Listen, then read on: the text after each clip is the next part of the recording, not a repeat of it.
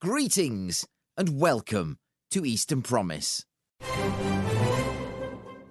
Yes, this is Eastern Promise, where we explore the full potential of the East of England.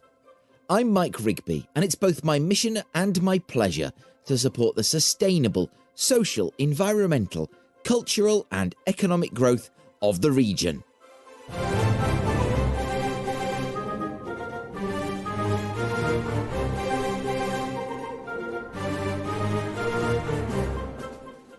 This week, it's been a long wait, but at last, I can share my chat with a man so cool, he makes penguins shiver.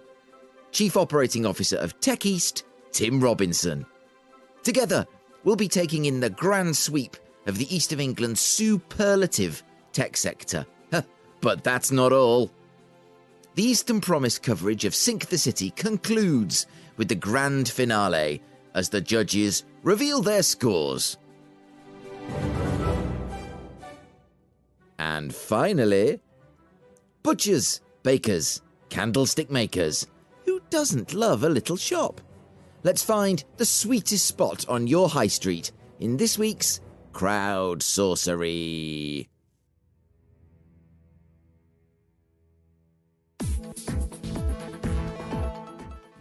But first, let's catch up with the news in the East of England.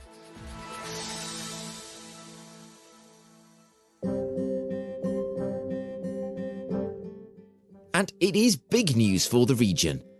After Suffolk's county deal was announced in the autumn statement, all eyes turned to Norfolk to see how negotiations with the government would pan out. And last week, the waiting ended, with the announcement of the new Norfolk County Deal. I'll let leader of Norfolk County Council, Andrew Proctors, explain in his own words.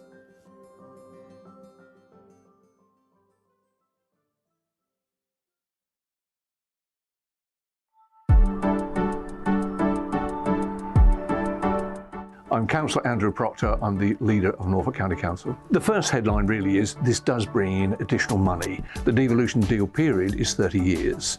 Now we're looking at £20 million a year investment fund each year for those 30 years. So that alone is £600 million. That's the sort of investment that government are prepared to put into Norfolk. That's the first thing. The second thing really is those powers and responsibilities where we don't have to go to government to ask for things. Those powers and responsibilities will be devolved to the county council so we can make local decisions affecting the things that we do locally. The benefits really is the additional money, the opportunity, and how we can make things work better locally. We want to hear what people have got to say about this for the future of our county. We know from our engagement with businesses and our district council colleagues that this is the sort of thing that they've got the priorities set into the way the deal is structured so people can see all the things we want to do for the future. Businesses want to see us being proactive in putting their case forward. We want to work with them. We want to work with all the people concerned to make sure whatever we do from this is a deal for Norfolk for the future. This is not intended to be local government reorganisation. This is intended actually to work to make sure that we can work better together, I would suggest. Devolution is taking powers downwards from central government to local government. It's around how we can devolve those powers and responsibilities from government, but also to make sure that we can work better with our district council colleagues, our boroughs and cities, because they have a pivotal role to play in this as well. This is the catalyst for working better together with them across the whole piece.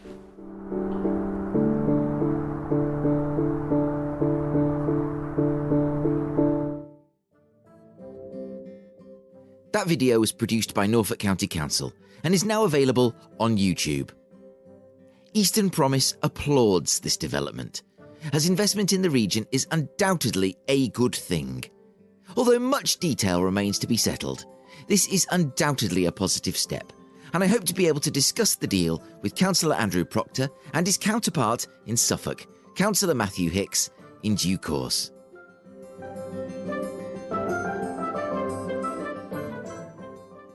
And that's all for this week. Send your press releases, statements, titbits and tidings to newsdesk@easternpromise.site.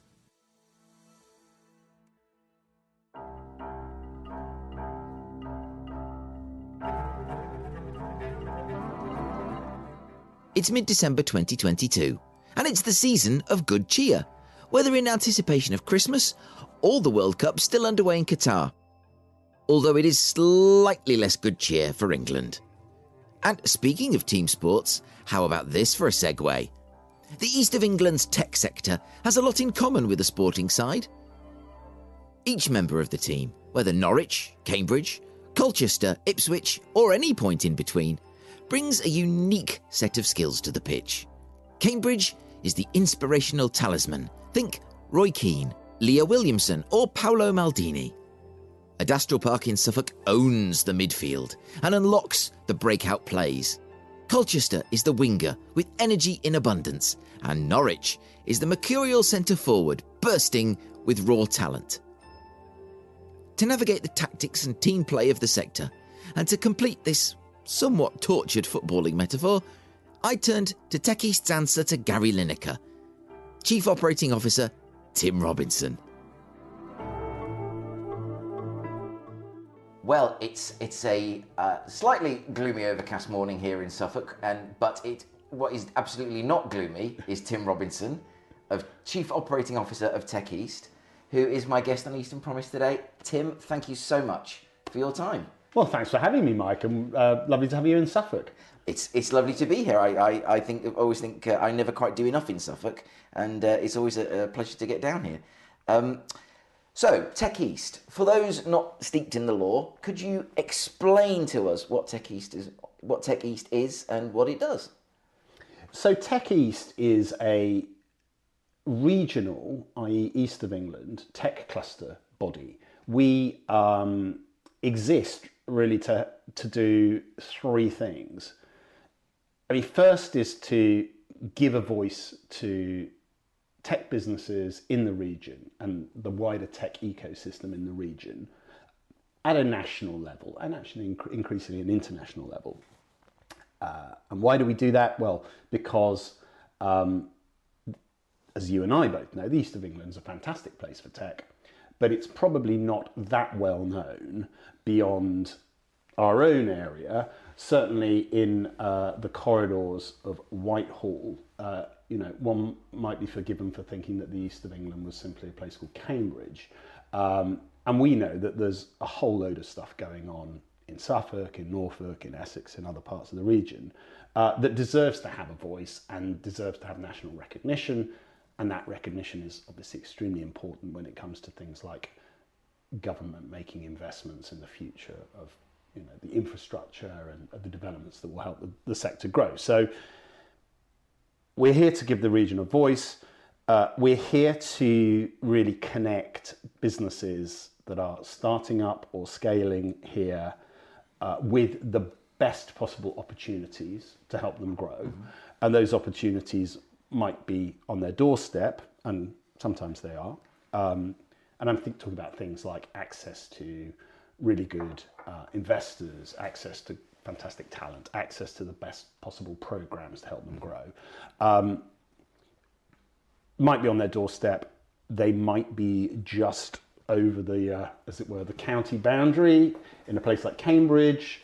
They might be in London, and they might be beyond the sort of southeast or the greater southeast in the rest of the UK or elsewhere in the world. So we work very, very hard to try and figure out of all of the noise out there in the market at any given time, plethora of programs, funding opportunities, whatever, which ones might be most relevant and most exciting for startups and scale-ups in the region. So it's a kind of joining up and making connections, and that's the way we would see that we can support businesses. And then thirdly, it's about playing our part and helping the tech sector play its part in helping digitize the region's economy in a really positive way. So, 10 years ago, probably talk about, or even 10 years ago, you talk about tech almost as a separate sector on its own. We all kind of knew, kind of internet-based companies, maybe hardware as well, but essentially, software sector on it as a standalone sector. Whereas now we know that whether it's in healthcare or energy or manufacturing or retail or construction or whatever sector it might be, kind of tech's getting everywhere. It's kind of becoming the norm for exciting new startups to have a digital business model or a digitally enabled business model. But as a region, we also know there are lots of SMEs and micro businesses and sort of traditional sectors that need help to digitize, and the public sector. So Tech East is sort of there to enable positive connection between the tech sector and the rest of the economy. Yeah. So, give me, if you can, the bright spots. We're talking as 2022's winding to a close. Yeah. Give me the points of light that are shining brightest for you at the moment in the tech sector in the east of England. Okay.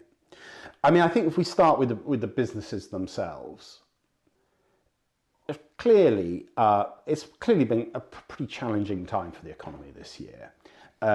But I'm pleased to see that there are very relatively few, if any, casualties from the tech sector of the kind of wider economic concerns, all those sort of more kind of macro issues that we've been faced over the last few years. So businesses seem to be doing pretty well. Digital business models tend to be quite resilient, and certainly during the pandemic we saw a real kind of turbocharging effect on certain sectors like e-commerce, UX, obviously anything to do with remote working, anything to do with entertainment delivered over the internet. So we've kind of, the businesses have sort of benefited to some extent from that on the whole, and there are a number of startups and scale-ups in the region that really are world-class, there's no doubt about it. And there seem to be more and more of those. So I think the sector is doing pretty well. I mean, I'm not going to call out any individual businesses this year, probably because, and we might come on to this later, we're not a region at the moment that is about, 2 or 3 blockbuster famous tech startups and scale-ups. It's more of a kind of a collective of success.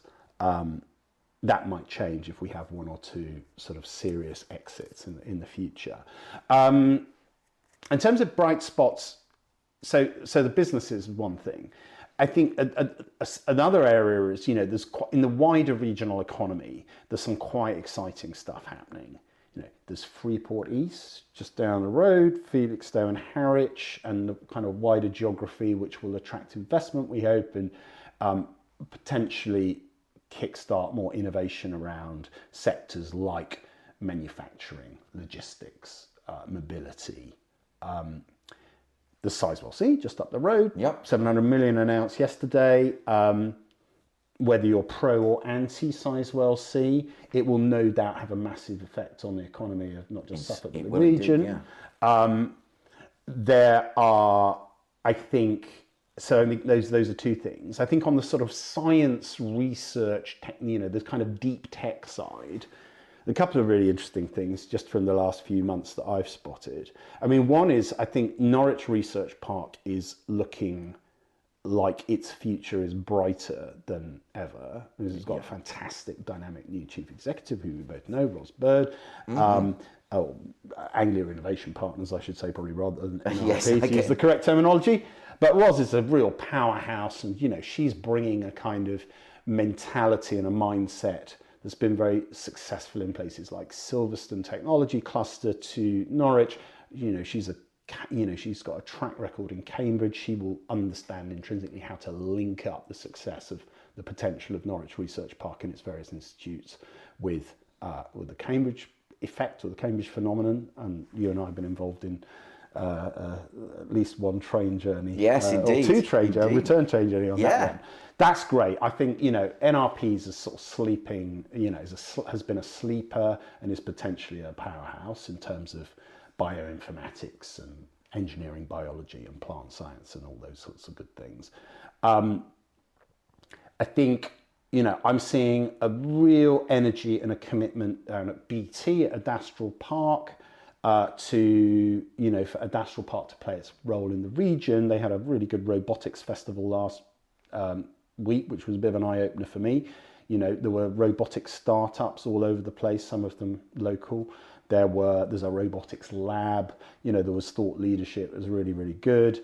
And I think, BT and Adastral Park team, in particular, I should shout out to Lisa Perkins, who's our chair of Tech East, really doing absolutely everything they can to put it on the map. And then just yesterday at Adastral Park, we had the launch of a kind of eco house, sustainability institute with the University of Suffolk and BT. I'm always amazed at the depth of expertise and talent that there is around here in just about every area that matters, whether that's in clean energy and net zero, or, as I say, health, or other areas. And then there are, you name it, Mike. Whether it's quantum technology, space, artificial intelligence. Not cryptocurrency, I think, but just about everything else that's is a buzzword in tech. There's something substantial here. So I think those are a couple of bright spots. I think probably the last one is that there's been a lot of investment in tech skills, digital skills over the last few years, enabled actually in large part, I think, very well by the public sector. So New Anglia LEP. Suffolk County Council, Norfolk County Council, there's been a real commitment to trying to sort out the skills gap, digital skills gap regionally. And that does now seem to be paying off, because there's, places like the Digitech Factory in Norwich at City College Norwich, there's the Digitech Centre at Adastral Park, there's the Tech Campus at Suffolk New College, there's Productivity East. They're all now, churning is the wrong word, they are producing a better pipeline of apprenticeships, apprentices, undergraduates, postgraduate students in areas like artificial intelligence, data science. It's all good, and it needed to happen. And so I feel like the skills infrastructure side has really, really improved. I mean, it's very interesting, just to counter back through what you were just saying, because first of all, the Digitech Factory, it's this very week, actually, hopefully tonight, I will be uploading my tour of the Digitech Factory with James Lee Burgess, and plus my recording of me trying to use a Trimble HoloLens headset, which as I've put in, some sequences were shortened, mainly James Lee Burgess explaining very patiently to me, you need to keep your head still, Mike. Oh, okay. And when I was in Cambridge recently, interviewing Cambridge Ahead, who are, as many will know, of the city, by the city, for the city. Yeah. They were sort of talking about the places you named, the NRP and Adastral Park in what I would regard as appropriately reverential and respectful terms. And possibly even I may have detected a hint of envy, although that might just be my fancy. Tech sector networking in the sector is... that doesn't make sense. Tech sector networking is reportedly very strong, and Tech East have played a huge part in making that happen and developing that further. To what extent do we see that networking develop outside geographical boundaries, perhaps driven by the particular part of the sector? So, for example, blockchain. I don't understand half these terms but that kind of thing, crossing those geographical boundaries, and how much is still driven by the scene in Norwich, scene in Cambridge, scene in Ipswich, and so on. It's a really interesting question. I mean, networking is really important because unless you do as an individual, as a founder, as a someone trying to grow a tech business, unless you do some networking, you're not going to meet customers, you're not going to meet talent, you're not going to meet investors, etc. And I think especially at the early stage, you need to be talking to other tech business people who have probably been there and done that and done it successfully and learned from them. I think, there's lots of different types of networking, but I always think that it's quite tribal. So I think networks often develop around either areas of interest, whether that's a place or a topic like blockchain you mentioned, or AI or robotics or whatever it might be. So I think you can have different networks for different things. I mean, what Tech East has always tried to do is to try and kind of embrace everything, that embrace all of the networks in the region, help promote their events, for example, on our website and our socials and newsletters and things like that. And there's a ton of stuff going on. There's pretty much something going on every day. Yeah. So at the very least, what we've tried to do, we've always said is never miss a tech event in the region. That's was our strap line for events. But to your question, how much mixing up is there across geography? For example, are there networks which have lots of kind of Cambridge and Norwich and Ipswich people in them simultaneously? Probably not enough. I think kind of loyalty to places and cities is really important, and that's what's driven a lot of tech ecosystems in the UK. Certainly, you look at somewhere like Bristol, been a great success story. Part of what's enabled that to happen is they had a really great central hub for that in Bristol with the engine shed down at Templemead Station, which was the sort of like the roof under which all the real kind of guts of the development of the ecosystem took place. The meetups would meet there and all that sort of stuff. We don't really have the equivalent in the east of England. We've got smaller and more distributed hubs and centres.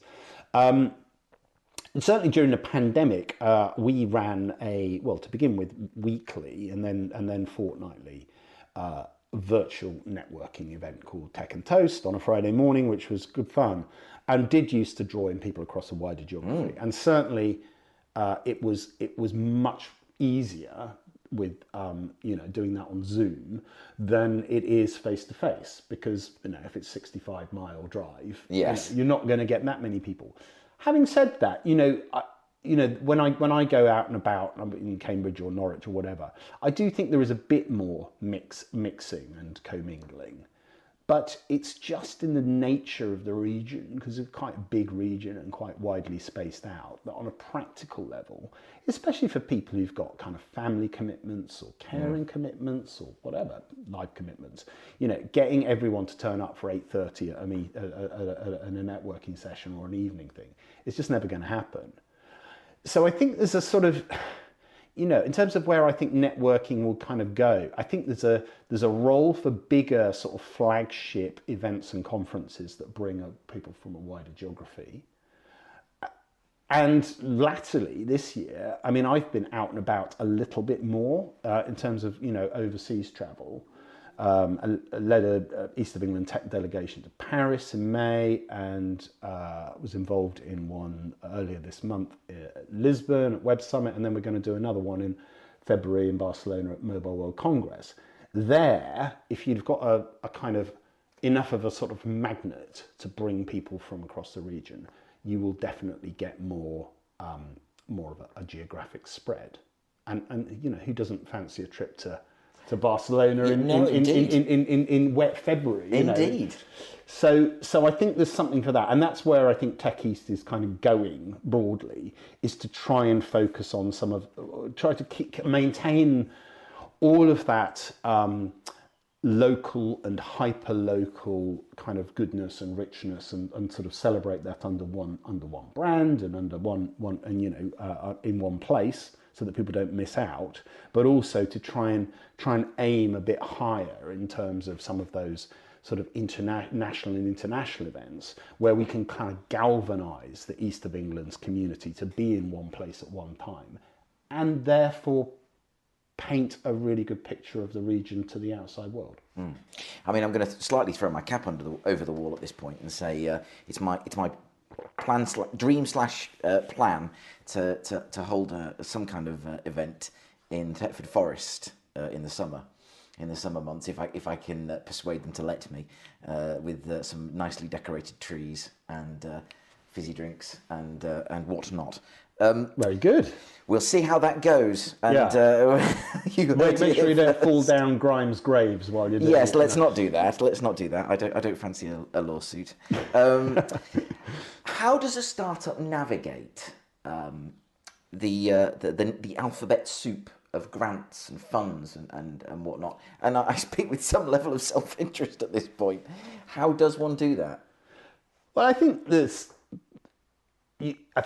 my advice would be, be prepared to have more than one conversation when you're trying to navigate that stuff, because there are a number, there are a number of different answers to that. So, for example, if you're a tech business based in Suffolk, we're in Suffolk, so let's talk about Suffolk. If you're a tech business based in Suffolk, the first thing you should do in terms of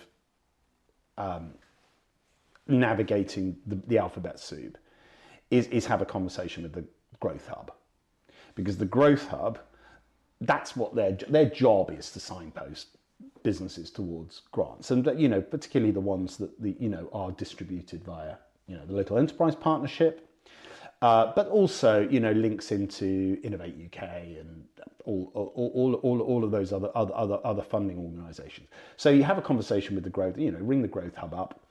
Their number is on the website. Speak to an advisor, book a meeting, have a conversation, and you will get a really good set of information about what the current grant schemes are. The problem is that there's always more of these schemes than anyone can keep track of at any given time. Example, there's a new sort of creative businesses scheme. Yeah, create growth. Create growth. That's it. That's coming soon. Now, in order to navigate that, yes, you probably need to talk to the Growth Hub, but if you would probably also do well to have a conversation with a couple of other creative businesses locally about anything that they've taken advantage of. We have a number of sort of institutions locally that play a very active role in this sort of stuff, whether it's local authorities, speak to your district council, the economic development team there, obviously speak to the LEP, I've mentioned that, the Chamber of Commerce would be usually really, really helpful. I should say also, just send me a LinkedIn, connect with me on LinkedIn, send info@Tech East an email and say, help. That's what we exist to do. You can talk to Howard Partridge from Innovate UK, who's the region's sort of Innovate UK manager, always says, there are no wrong doors in the region. You can get into this world of grants and funding and all that through multiple entry points. Growth hubs, Innovate UK and its various sort of programs and offshoots, the public sector, through universities, through doing a Google search, obvious, but talking to other people. And I think probably, Tech East is obviously a network. There are other great networks, whether it's in manufacturing, NAME, in Agritech E, CW for, Cambridge Wireless, the meetup groups. None of these are the wrong doors. They all have value. And I think well-organized founders will, by having a conversation with one or two of those, will quickly realize they probably need to have a conversation with 3 or 4 more. But you could probably do the whole thing. You could do the whole thing in a concentrated effort over a week if you were the equivalent of a week if you were organized. And I think once you've then been through that process, you can narrow down and focus on maybe the opportunities that are most relevant. But also be prepared to kind of review that every 6 months to a year, because new schemes are coming on stream all the time and old schemes are kind of coming to an end all the time. Yeah. So it's a dynamic situation. Right. The Cambridge-Norwich corridor, to come back to that, has been seen as a key enabler, I believe, is the term that's used in a report by the DDCMS. Is it DDC? It's DCMS. We'll just call it DCMS. Key enabler for the region's digital economy, and that's from 2021. We've made a start with the aforementioned Great Train Adventure. Yeah. How can we continue to strengthen that? And this kind of feeds into the answers you've already given, but... And, my point of view is very much engage. But how can we continue to strengthen that and is the answer to be not afraid to be not the first? If that makes any kind of sense. Yeah. Well, okay. There's quite a lot in that. So I think the idea of connecting up kind of key points in the region in a more effective way is important, and the work that you do with this podcast and the train based kind of conference we had was a good example of that. It's really important, and it's got to be a two-way street. That's the other thing, So Norwich and Cambridge have got some, there are some synergies there, but similarly, Norwich and Ipswich have some similar synergies. Indeed. So do Cambridge and Colchester, So I think it's more than one corridor. I think it's it's a series of corridors, and I'm not. As sort of Tech East with a kind of regional view, I think you can have all manner of these initiatives, so long as they don't confuse the market too much, and so long as they're well communicated and positioned. I definitely think there's something in it, which is don't be afraid. So if as a city or a particular county or region, you have a sort of relatively small but high potential position in any of these exciting areas. So we talked about robotics, for example. We talk about quantum. We talk about agri-food, all of Industry 4.0, whatever sort of subsector of tech it might be.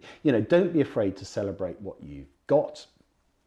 Indeed. But be prepared to be clear about what makes it slightly different from other places. So a good example of this is, we ran a workshop last month on fintech, and it was we ran it in Norwich at Aviva. It was great. We had startups, we had corporates, we had external agencies, national agencies like Tech Nation, Innovate Finance, the LEP, and others. And I think what became really clear to me over the kind of 2.5 hours of that workshop was that Norwich and Norfolk and Ipswich and Suffolk have got quite a lot of the ingredients of a successful fintech cluster. It's got some of the biggest corporate names in insurance, for sure.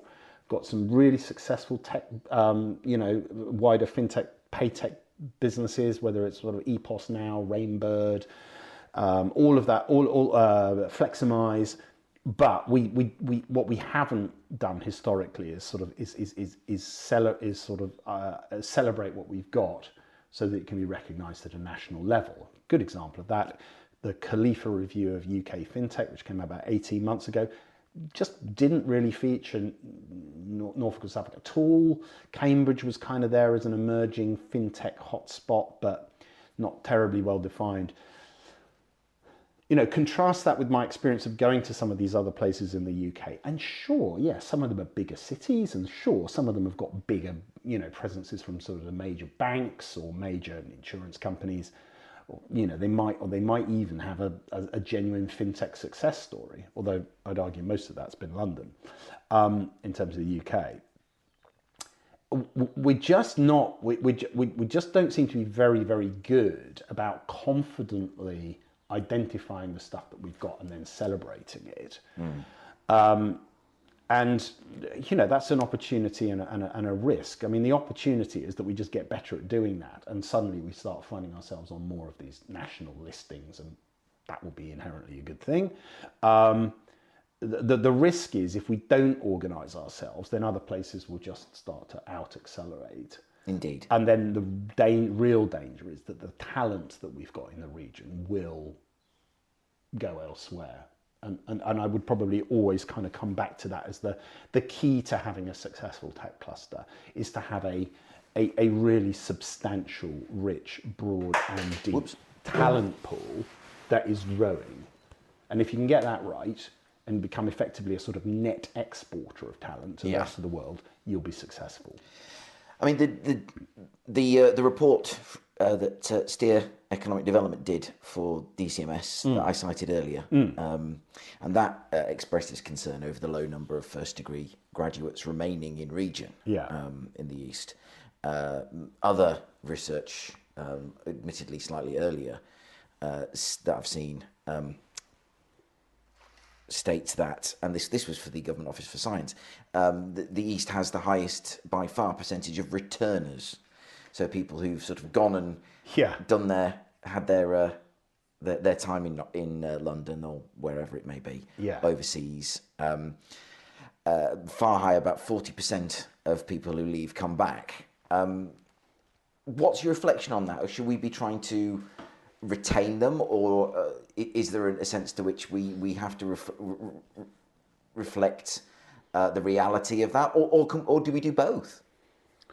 Well, I think it's a mix, because it kind of makes sense, doesn't it? It really makes sense that in terms of returners, people would return to a region that had offered a fantastic work-life balance, and it was relatively less expensive than, say, living in London. At the point where maybe people start to have families and start to want to kind of exit London. I mean, my personal experience is, I was brought up in the east of England. I then went away to university up north. I then lived in London for 10 years, and then I came back here. And I think that's true. Lots of people. It's a natural thing. Young people kind of want to be where it's at, and where it's at tends to be in big cities. It's as simple as that. We don't have any big cities. Not everyone corresponds with that, sort of stereotype, if you like. And some people some young people will absolutely want to stay. And the important thing for those people is that they've got all the best possible opportunities in terms of careers and jobs and so on locally. And that is getting better. But there will always be an exodus. There will always be a flight to capital cities and to major metropolitan areas. And there will always be, kind of for the UK, some people who want to go and work abroad. That's good, it's a big world. But when people are ready to come back, as they usually will, funnily enough, yesterday, I was on a WhatsApp group of some of my old friends, and all of us, probably were based in London in the late 90s and the early 2000s. I'm sort of giving my age away. Now, only one of them's left in London. So there will be that, and I think the thing is that the east of England is a great place to come and relocate. But if it's only that, then it will always feel a little bit, possibly a bit fuddy-duddy. If it's only people in their mid to late 30s leaving or older, and we've probably got a bit of an image problem as a sort of wonderful retirement community, but not enough work, exciting work. I think it's getting better. I don't think you can really force it, though. I think I think it's a highly attractive aspect of our culture as a region if we are encouraging young people to pursue the best opportunities wherever they are in the world. I think if we try and desperately hold on to people, it won't work. So I think the antidote to that problem is to grow. Is just to grow opportunities in the region, and sooner or later people will come back. So what are the other, from your point of view, the major or the region-specific constraints facing the sector? And more importantly, as this is a podcast that trades on its positivity, address them. How can we sort of rectify them? And housing availability is affordable housing availability is a key one. So I suppose what are those, and where should we turn our attention first? And not to make it too complicated, what can we do about it? Well, big question. So I'm just, I was looking before we started this recording, I was looking at the Tech UK Local Digital Capital Index, which is something that was published for the second time a couple of months ago and first published last year, which kind of looks at the UK and kind of ranks the regions based on their kind of digital capability. It looks at things like skills, it looks at access to finance, it looks at international trade, it looks at innovation. And East of England scores really well, comes out third overall, behind London and the southeast, and ahead of places like the southwest and the northwest that possibly get a little bit more more regular attention in terms of tech ecosystems. Look, our lowest score in that index is for infrastructure, digital infrastructure, but also wider infrastructure. So it's the 4G, 5G, broadband, roads, trains, yada yada yada. Well, it's no real surprise with a massive rural area. Yeah. Never going to be top on any private sector investment list over and above a huge city like Manchester or the West Midlands. So I think we just have to sort of to some extent we have to kind of accept that there is that there are benefits and disadvantages of being a beautiful and relatively unpopulated region with a beautiful coastline and beautiful towns and cities and villages. It's never going to be like central London. What do we do about it? Well, I mean, we could start to have a conversation about the political geography of the region. I don't know how helpful that would be, but clearly, you look at from a sort of UK perspective, devolution, devolved nations, mayoral combined authorities. Those things seem to be working pretty well in terms of sort of devolving decision making and economic development skills and all of that into regions. So kind of probably more of that. And I think in terms of positivity, the move towards these county deals. So there'll be a Suffolk County deal, which was announced in the autumn statement. Norfolk's kind of following on close behind. Colchester's now a city. Southend's going to be a city. Cambridge and Peterborough already combined authority. So that is the direction of travel. But unless you have a sort of big, it will remain to be seen how it works in places without a huge sort of metropolitan centre. Clearly, there's got to be investment in digital infrastructure.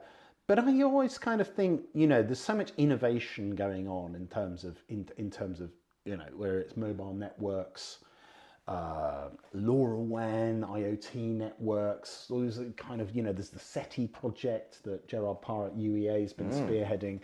There's a lot of good thinking going on around digital infrastructure.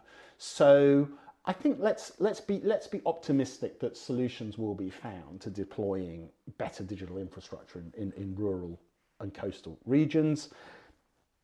I think we are seeing investment going into places like through the Towns deal into some of the coastal cities. So it's not bad, but ultimately the east of England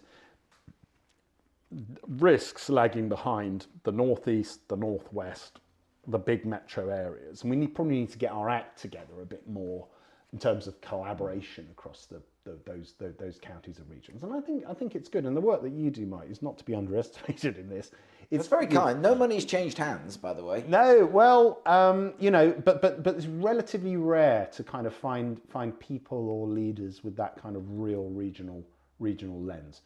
There are exceptions to that, but on the whole, if we stay fragmented or we become fragmented, it probably won't help. So let's be more collaborative. Yeah, thank you. That's all I can say to that, really.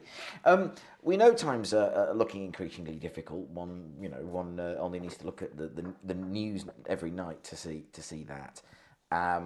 But how do we keep ahead of steam? And apologies if I'm asking you to repeat yourself in some degree. You've actually answered quite a lot of my questions already. No, okay. But how do we keep that head of steam and that investment flowing into the sector? Well, it's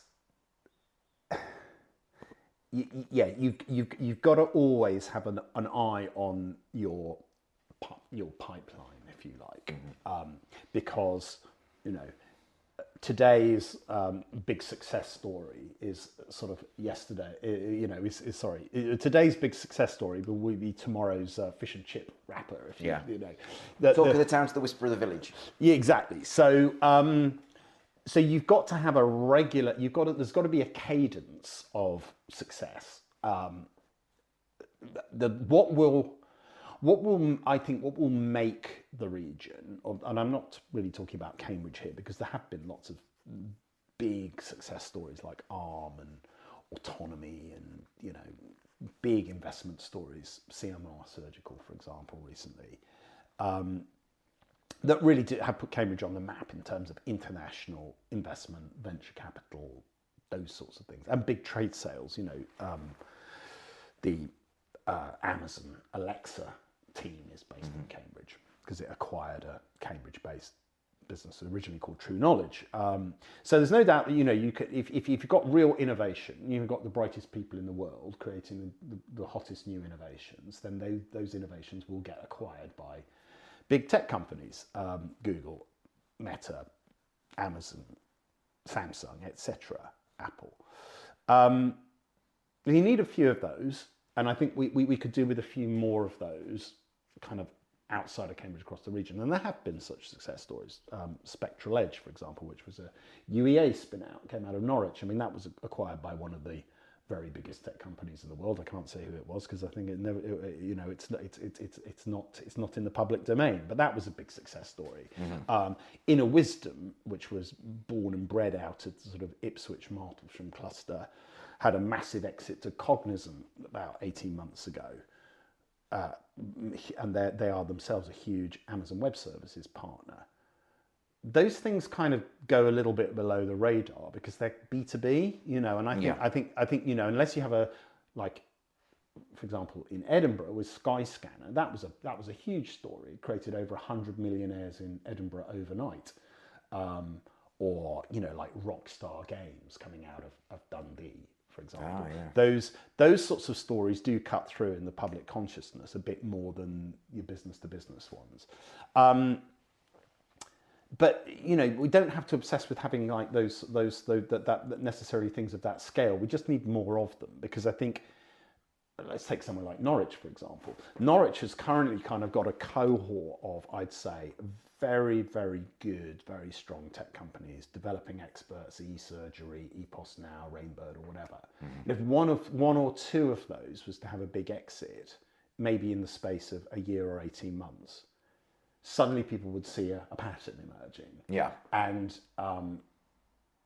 so we need that. So the kind of the bit that's closest to the sort of public consciousness, or to the things that journalists write about, or that gets into the Wall Street Journal or to TechCrunch or whatever, we need a couple of those kind of those sort of chickens to kind of come home to roost, so to speak. And then in the middle part, where we've got businesses that are doing well and scaling up, we need to make sure that they continue to give them every opportunity to do so.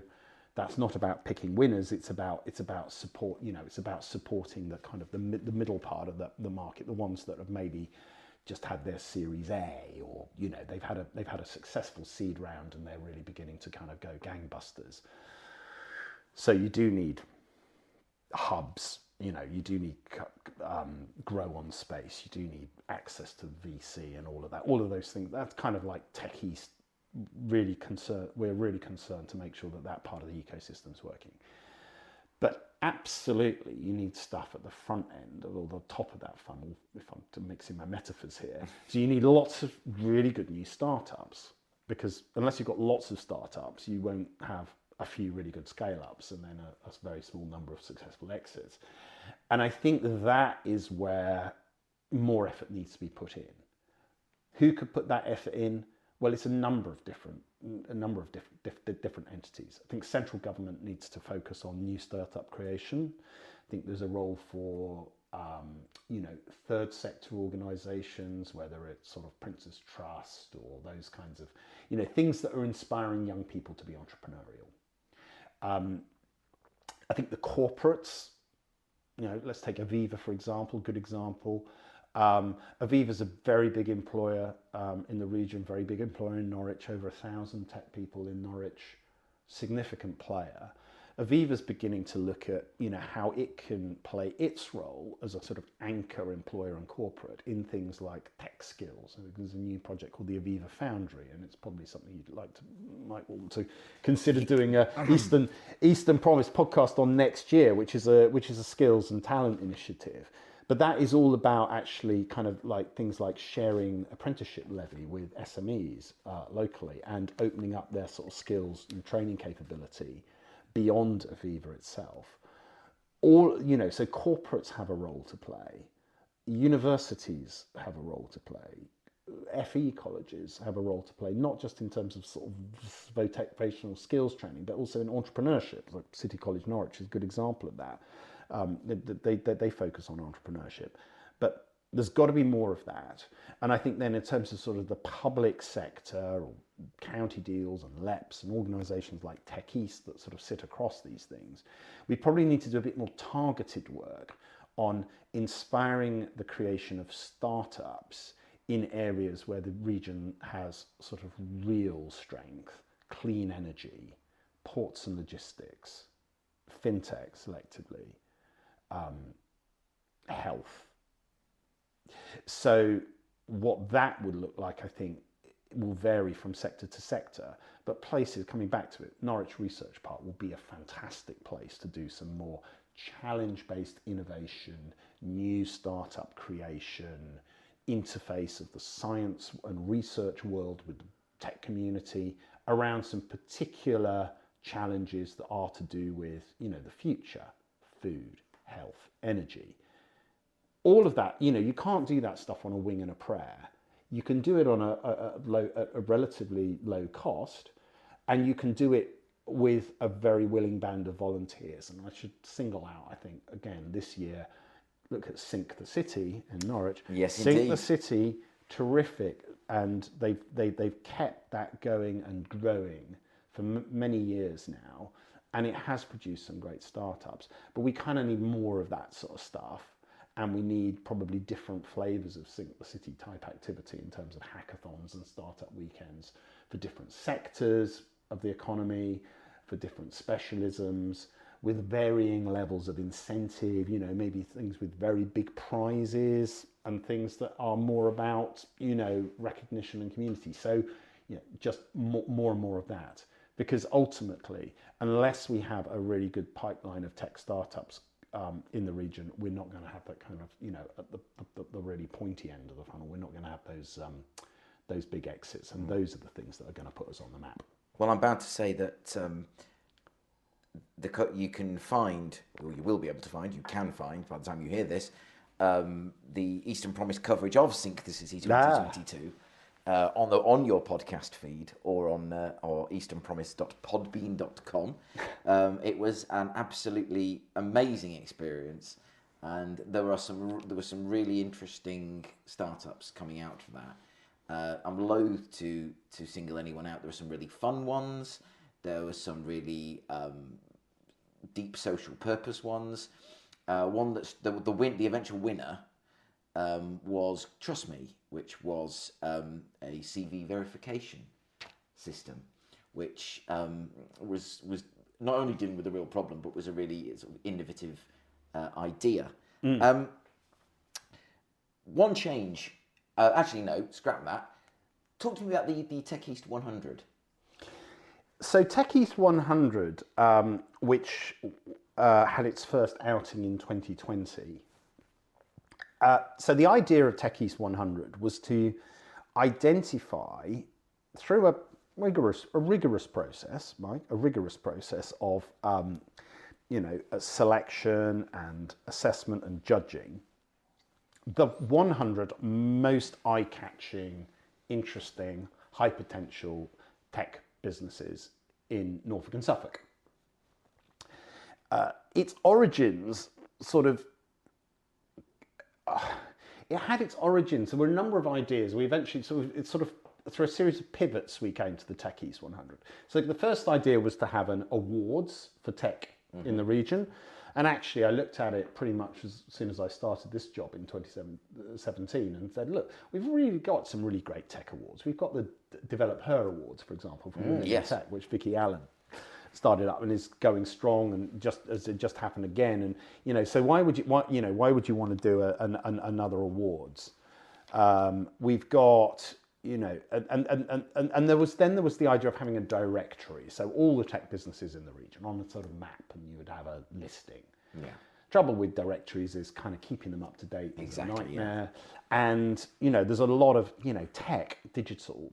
It's not always a very helpful term. It includes absolutely everything. So, for example, the guy who repairs my Mac in Felixstowe, who's a one-man band, and he is a fantastic guy. That's not the same as an EPOS Now or a Vivid Q or an ARM. It's unhelpful to bundle computer repair shop in with, but SIC codes do bundle those things in together. So we decided instead, this was a collaborative effort across the two counties and very strongly supported by both Suffolk County Council and Norfolk County Council at the time, to do a slice, kind of excluding the big corporates like BT and KCOM and so on that were in the Aviva in the region, a slice of really the 100 most eye-catching businesses. And the idea was to put them on a list that we could then celebrate them as a collective, as a whole, and give visibility. Because and the 100 is just just an artificial number, but it felt about right. And I think we had 240 odd on the long list, and then we kind of got down to a short list of 179. So and then of those 100, it ended up being roughly half and half Norfolk and Suffolk. We deliberately focused on Norfolk and Suffolk because there were already kind of existing things like the Cofinative 21 to Watch in Cambridge, and didn't feel we needed to do that. And we had originally planned to have a big high-profile event and launch, and then COVID came along and we had to kind of rethink it. So we did a hybrid event in September 2020 at Adastral Park, which Lisa Perkins and I hosted. And we had some fantastic speakers. We managed to land Stephen Fry, which was a bit of a coup. Oh my God. And I think just it was the nature of COVID that people like Stephen were prepared to give up a little bit of time. Of course, he's famously a Norfolk resident, Cambridge graduate, Suffolk, brought up, I think, in Bury, or family in Bury St Edmunds. So he kind of he was absolutely the right person to ask to celebrate that. That was 2020. So next September, it'll be 3 years since we did it. We're very keen to do it again. And we would like, probably, because Tech East 100 is 100 eye-catching companies, we would like to, I think, develop that so that it's companies and people, because we have this extremely kind of exciting pool of talent, but people who are perhaps middle managers, or in some cases relatively new entrants or junior members of staff, or even people who are apprentices and just really coming into that world. There are some amazing people there. We'd like to do more to celebrate that. We'd like to celebrate the diversity of those people. We'd like to celebrate because it's the individuals who will stick around. The individuals may outlive the businesses in some cases.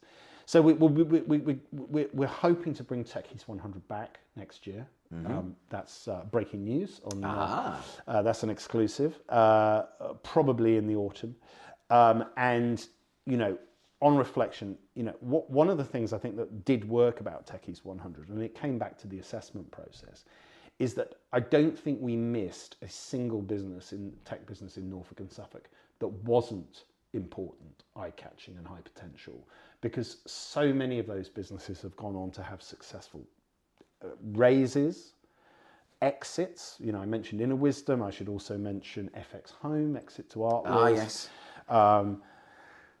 Know Your Money, exit to NerdWallet, Session Cam, exit to Glassbox. It was a good tracker. It was a good tracker of the exciting companies. We'd like to do more with it. We'd like to put more into it. We'd like to do something absolutely magnificent, face-to-face, buzzing, get everyone together, celebrate that. So, yeah, watch this space. Fantastic. one change you could make to the sector, what would that be? Oh, God. I mean, positive, obviously, not, you know.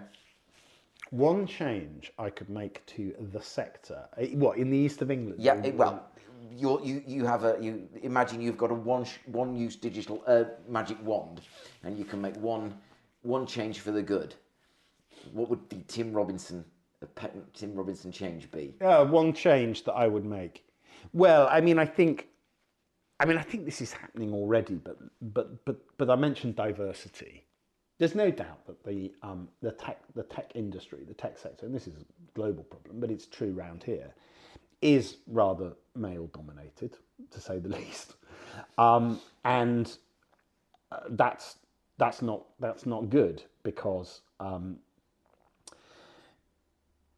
think if it's harder for young women to enter the industry because they don't see role models around them, and they don't find events sufficiently diverse, then they will probably be less attracted to it as a profession. So I think that's probably the biggest thing that needs work.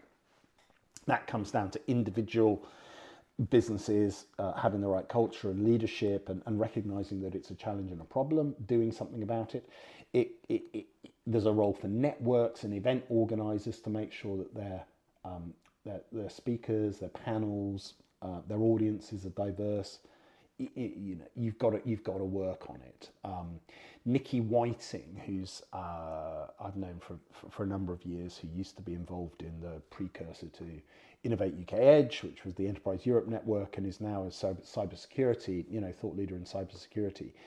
She gave a fantastic talk a few months ago up at the Norfolk Norwich Showground as part of the Cyber East event, about sort of 10 things that businesses could do in terms of job ads, recruitment, offering kind of buddying for new starters around diversity. And so it's not just one thing, it's like 10 things that you need to do. Because, I would like to see that the East of England start to be ahead of the sort of national average on diversity rather than behind it. And I'm not just talking about gender diversity. I think that's just a huge challenge for the industry. Yeah. And having recently been at an international tech conference, there was a lot of talk about cryptocurrency and Web3. Well, we all know what's been happening in that industry last year. But the number of it's all blokes. It was all blokes talking about that stuff. Yeah. Well, it's not gonna help the world, is it? So I think that's probably a kind of macro thing. I think, if I'm allowed to, it feels like Desert Island Discs. It's like Desert Island Discs, isn't it? I'm going to be disqualified from this. I think locally, and this isn't just the sector, it's about everyone. We need to start picking some. We need to, I think, start placing some bets, bigger bets, on some specific sort of sectors and opportunities. It would seem crazy for one of those not to be clean energy net zero, given that I could not agree more. And that's not to say that the East of England has a monopoly on clean energy. You look at the you look at Hull and Humberside. You look at the northeast. You look at the southwest. You look at Cornwall. You look at Scotland. They all have good stories around clean energy, but we've got one of the best. We do indeed. And but we are miles away, I think, from marrying the capabilities that we've got in digital and innovation with the assets and the sort of natural resources that we've got in terms of sort of offshore wind, for example, new nuclear, hydrogen. The list goes on. And I think, it may try and neatly make the connection back to something we talked about earlier, Mike, networking. It is tribal. You go to an offshore wind conference or an energy conference full of energy people. You go to a tech conference full of tech people. It's like, unless you do a bit of social engineering, never the twain shall meet. So I think that is just that is just a sort of complete no-brainer, but requires a degree of commitment and a strategic approach over time to make it happen. Otherwise, we'll just be where we are in 2 years and nothing will have changed. Thank you very much, Tim. That was a fascinating and, dare I say, slightly challenging look at the work of Tech East, the sector in the east of England. It certainly challenged a few of my preconceptions about the approach of this podcast. And can I recommend Tim's coffee, which is fantastic. And can I second, thank you very much, Tim Robinson, for your knowledge, your time, and your wisdom. Oh, well, thank you very much, Mike. I've really enjoyed it.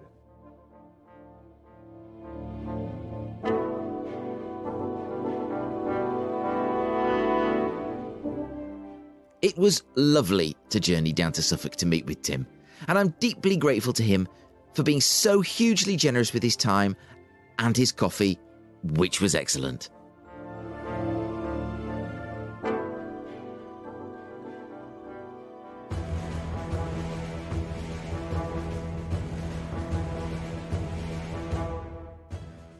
For the past 2 weeks, I've been showcasing the first 2 days of Sync the City 2022, a 54-hour hackathon in the centre of Norwich that challenges all comers to pitch their idea for a new startup in 60 seconds or less. Day 1. We heard a bit of those pitches and the whittling down of those initial half-formed ideas and their evolution into 10 competing project teams.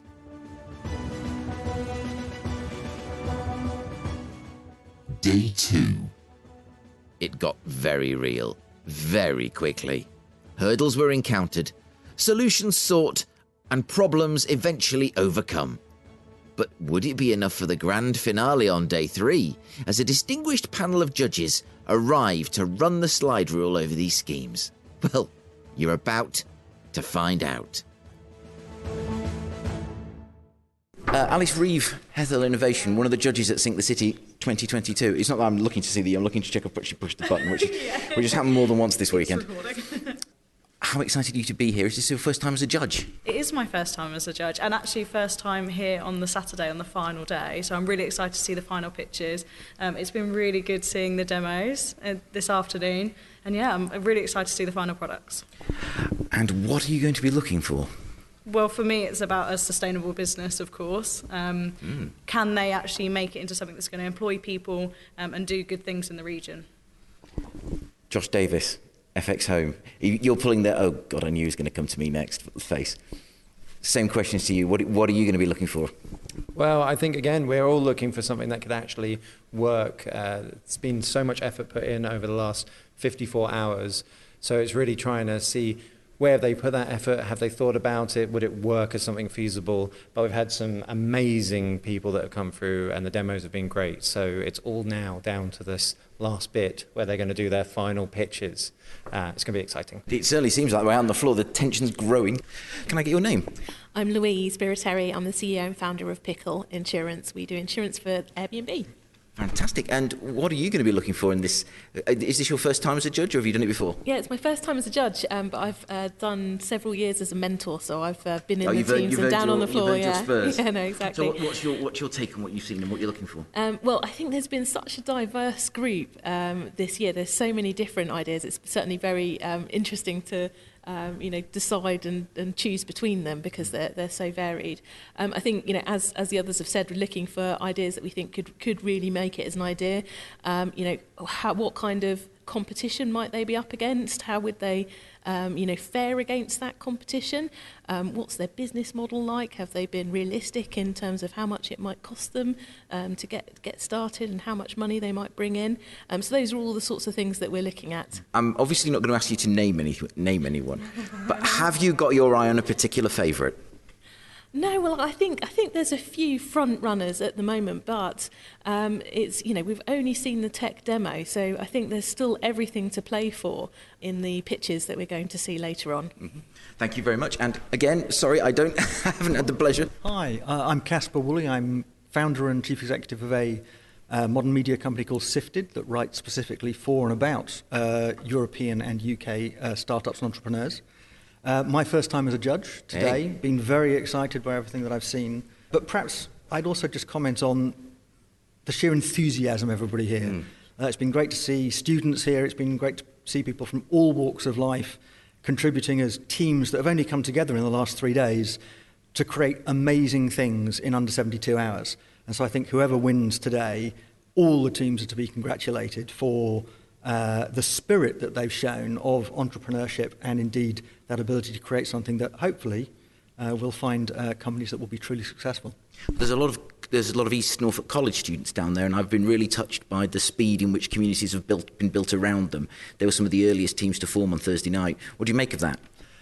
I think it shows that there is the spirit in this part of the UK, both of entrepreneurship but also of kind of community, that Sync the City has been aiming to develop over the last few years. So I'm not surprised at all. Really happy to see it. Fantastic. Now, Fiona's been far too modest, so I'm just going to quickly grab a word with her before I leave you all in peace to continue deliberating. What have you made of it, Fiona? It's been absolutely great. I mean, I love this event. It's one of the flagship events that UEA is involved with the tech community. And as others have said, it's been just so great seeing the students and business people coming together, the developers, designers, whatever skill set they've got, they've brought it and they've given it their heart and soul over the last nearly 54 hours. So we've got a few more hours to go.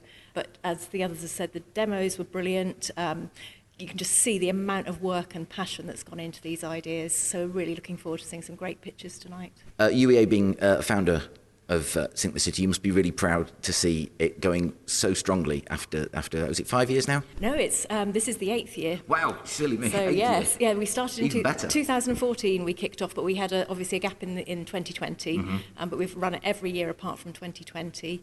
And yeah, it's just gone from strength to strength, really, and we just see the community continue to build, and just the support that the mentors give as well. Actually, they deserve a big shout out. Put a lot of time and effort into their teams, and really try and support them and develop them. And it doesn't matter what level you're at when you come to Sync the City. No, it doesn't. You can always learn something and raise yourself up and help others and help yourself to develop.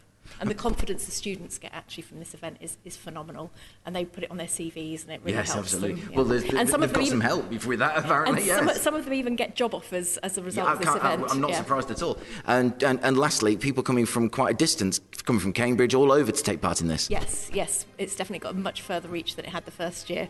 But every year, as I said, it just seems to get better and better, and we learn and we build in that learning to each event. Fiona Lettice there, Pro Vice-Chancellor for Innovation at the University of East Anglia, ending that report in camera from the judges' quarters.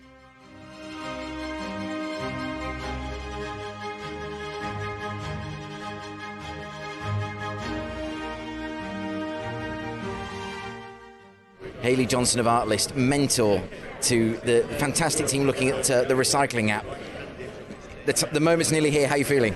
How am I feeling? Like a proud parent right now in terms of the resilience that these guys have shown in terms of tackling just some real challenges of, having the confidence to be able to sit and talk in front of their peers, let alone to stand up on stage and bring their story to life. And it is just incredible. Like, the journey they've been on is amazing. Do certain teams stick with you throughout the years, and not just the ones you mentor, but sort of others that are in the mix? 100%. So, I think when I think back to this is now my 4th or 5th Sync the City, I've got people that work for me now that the only reason I know them is because of this event. I've got people that, the best man at their wedding is because they met at this event. It creates huge friendships. It creates, a huge network that is so much more than a platform like LinkedIn. This is the real living. I think we can all sort of get behind the sheer chutzpah, I think, of as I said, not less Bear Grylls, more poached otter over there in looking at the wild streaming app. But I think what sticks with me about your team is the bravery of the girls from East Norfolk College, but also the kind of love and support that kind of surrounded them so quickly. I mean, and you're a huge part of that. What does that mean to you? I think it just means so much, but I can't take credit for that because I was here at the point that the girls kind of came and formed their team.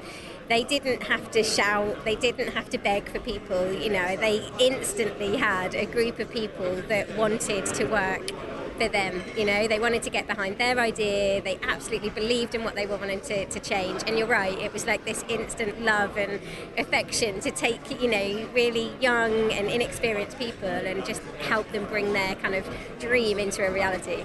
And I think it gives them such a really good and positive idea of a tech workplace going forward. Oh my God, definitely. Like the resilience that something like this builds is phenomenal, you know, and it's like nothing is easy. Like you might map something out that it's going to happen. It never happens in, you know, in that way. And I think this is just a great event to be able to show the resilience you need to be able to go into any business, but especially in a tech business.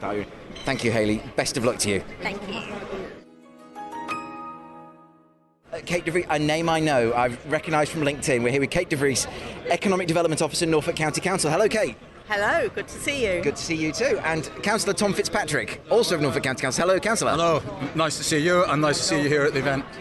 It's been an absolute pleasure to be. Wow, what a fantastic event. You must be so excited to see all the businesses being sort of formed here and seeing what's going to come of it. Absolutely. And I was here on Thursday evening, so I was able to hear all the original pitches. We saw them whittled down. I think it's the best year ever for the range of really good ideas coming forward. And of course, this year, we've got East Coast College participating, so a younger generation. 10 of them in. So I'm dying to find out how they got on tonight, because obviously tonight is going to be the grand finale, what people have been able to achieve with their time. So it's going to be so exciting. Well, I've just been talking to the sort of, I don't want to use the word chaperone, but I can't think of another word, but the Ellie from East Norfolk College, and I've been stressing to her how proud she should be of the young people, how bold, how brave, how creative, and how much the community have embraced them. That must be really, really encouraging for the future of Norfolk. It is, yeah, and this is exactly the sort of event we need to do. Not just put the event on, get the people to come, but actually follow up and show them that actually you've got good ideas, you've got good skills, and Norfolk wants you, because actually these young people are the future of Norfolk, and these ideas, doesn't matter off the wall, they seem to be something different. That's what gives the next big company, or maybe just the next breakthrough. So really worth encouraging. But we want to keep these people here, develop their skills here, but actually work here as well. That is absolutely, as they say in America, boom, there it is. Yeah. That's the quote. That's the money one. Thank you very much. Have a wonderful evening. Enjoy it. Thank you very much. Thank you. I'm standing here looking at Tim Smith with his very, very swish, freshly printed Dicecasters t-shirt. You've got all this 3D printing equipment here, and you know your team are looking very unified and poised to get up there. How is it going? Are you looking forward to this? Yeah, I'm very excited. Everything's all come together, not last minute, but very quickly. It very quickly became today. Like we got this done. Like the to-do list was just getting checked off. It felt really, really good. We have the world's greatest designer. Yeah. So the slide deck behind me is going to make me look real good. Good. So yeah, really exciting. Really, really excited. Good. And there was I sitting at home signing up merrily to your to your online portal and saying that doesn't sound right. I was to your page, your page, and looking forward to seeing what comes of that. Yes, yeah, it's really exciting. We've had an immense amount of interest from real people. Real people are like, yeah, I make board games. I want in. How do I sign up? So yeah, it's been really, really encouraging to. Everyone we've spoken to has kind of proved what we're trying to say, is that this needs to exist. I mean, it almost feels like you don't need this bit. You're just ready to go into the world. We're done. We probably won't pitch. Okay, we're just going to go. We're just going to go, you know.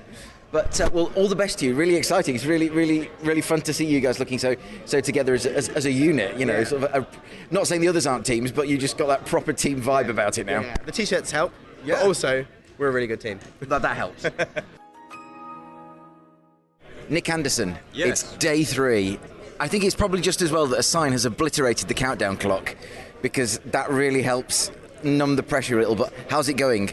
It's going very well. I don't want to say surprisingly well, because that would indicate that I didn't have faith in him to begin with, but it has gone really, really well, and got an amazing team, so I didn't need to worry at all. So, yeah. Have you got your team name now? Because when we spoke yesterday morning, you were still working on it. Yes, and I'm glad it's up on the board, because I can now read it directly. It's Enhanced Interiors. Well, it does what it says on the tin, which is always a very good way to start. Yeah, I mean, yeah, but the what I'm particularly pleased as well is with the logo as well, and EI sort of supposed to be like AI, so we're kind of be able to make it sort of feel modern. And the designers did an amazing job getting a fantastic kind of site and pitch together. So yeah, it's really taken off. Well, I'm looking forward to watching the show and tell, and or have I missed that bit? I hope I haven't missed that bit. The bits coming up will be the pictures, but the technical show and tells, the the prototypes, that bit's gone, I think. Okay, dearie me. Never mind. There's a but little clip of ours in the background of our presentation, so you'll be able to see it. Aha. Well, I'm looking forward to that bit anyway. So congratulations and all the best of luck. Nina Ryan of Leeds Prior Solicitors. Leeds Prior Solicitors. What a fantastic firm. And I'm hoping now I can get some help with my CIC paperwork. Nina Ryan, who can literally say she mentored a team with one hand tied behind her back? Well, that's my team. That's your team. Well, that bodes well, doesn't it? Exactly. That's how much fun we had. Your team being? Being the AI hypnotherapy app Elevate. Oh wow, that's your. So I've spoken to a member of your team already, but it's great to talk to the mentor. Fantastic mentor. Fantastic mentor. Yeah, very helpful. You heard it here first. Nina Ryan, fantastic, very helpful. What are you doing when you're not a mentor? I am a corporate and commercial solicitor. Well, okay, so I better make sure this one's watertight and non-litigious. So is this your first time? It's not. I've taken part in the event before. So I came and pitched and then led a team and sort of did the final 5 minutes at the end, and then I have mentored before as well. Oh, what? Twice? 3 times? Just once before, so this is second time mentoring. Second time. Well, you must enjoy it. Yeah, it's really good fun. Yeah, it must be. Yeah. And we've had I was floating mentor yesterday, so I got a little idea of a bit of what everyone was doing. So that was nice. Cunning. I like your style. So, what is it? I mean, do you have a tech background, or are you looking to really sort of bring that realism about being a business? Yeah, it's really the business side of things, and I also specialise in intellectual property law, so I've been helping with a bit of the sort of branding ideas and that side of things. But it's sort of general business help that I was here for, and experience of the event format. Yes, that's it really. You're moving around so quickly and doing it one-armed, and it's the one-armed bandit Nina Ryan who's mentoring the hypnotherapy. Are you quietly confident? Quietly confident, yeah. I think it's a great idea. So fingers crossed. Well, good luck. I wish you all well. It was a really interesting team you built around you, that you helped coalesce, I should say. And good luck. Thank you very much. My name's Ellie Buckin, and I'm the faculty leader of Computing, Music and Media Studies at East Norfolk Sixth Form College in Galston. Well, you must be incredibly proud of your students. I can't even put it into words, although I'll try. Proud doesn't even cut it. So they're from a range of the subjects that we have at the college, all at level 3, so A-levels, BTECs and the new digital T-levels. So they're doing a range of subjects. They've got a range of skills. I think they were all nervous because they expected that everybody would be the full package when they got here. But I'm so proud that a number of them did do the pitch on the first night. Not only did 2 of them get whittled down to the last 20, but then one of the students there, I was actually selected for the final as well, so they've been able to work with professionals on their individual idea as well. But even the students who didn't pitch, they've been working to develop these fantastic ideas into professional products, and all of them really have a place in the marketplace as well. No, that was brilliant. No, because I'm a completely neutral observer here. I was just asked to come along by the organisers and just sort of record it and put it out on the podcast for posterity. But there's lots of things, lots of take-homes for me. But one of the big ones is just the maturity, the creativity, and the presence of your students to stand up, hold their own, and not only that, but to encourage people to race, and form around their idea. Yeah, absolutely. And let's face it, they get some pretty bad press, being youngsters, being teenagers, but it's just simply not the case. They have been incredibly mature, they've been really positive. This morning, most of it was taken up by the professional team members coming over to me and singing their praises. And rightly so. Oh, God, absolutely. They've been offered work placements, they've been saying... Oh, wow. Yeah, even there's some organisations they've never offered work experience before, but they want to because they've met such wonderful talent at a young age. So I mean, like I said, proud doesn't even cut it. That's incredible. Yeah. Well, I was speaking to them yesterday morning, and Hayley Johnson over there, who was the mentor for the team, sort of guided them through what is, I have to say, a very unthreatening interview with yours truly. But they did so well. You and the college, I'm sure, as we say, are very proud of them. And, I'm not saying we expect great things, but we're certainly going to get them. Oh, I expect great things. And if I could also say, yeah, absolutely, the mentors, Hayley in particular, because we've worked really closely with her, but the mentors across all of the teams, the organisation of the event as a whole. I mean, we can't wait to be back. It's a shame it's, we've got to wait until next year for the next one. Yes. And I'd quite like to take part myself as well. You should. You absolutely should. And it's such a community. It's and anyone listening to this, people have come from Cambridge, from all over the region, from all over the country to take part. You absolutely should. It's a fantastic community feel. East Norfolk College are here. We'd like to see more colleges engaged. And and Ellie's just going to give you a very brief words about how you felt about the whole thing coming over, and we'll leave it there. Yeah, so incredible. It's really accessible. Any young people who are put off or apprehensive because they might not feel they've got all the skills, that's completely expected. But actually, I think ours have really held their own, and it's just a brilliant event for all young people, professionals, people from all walks of life, all different industries to get involved in. There's no reason why anybody can't get involved. Well, congratulations to East Norfolk College, and we look forward to seeing the result. Thank you. Thank you.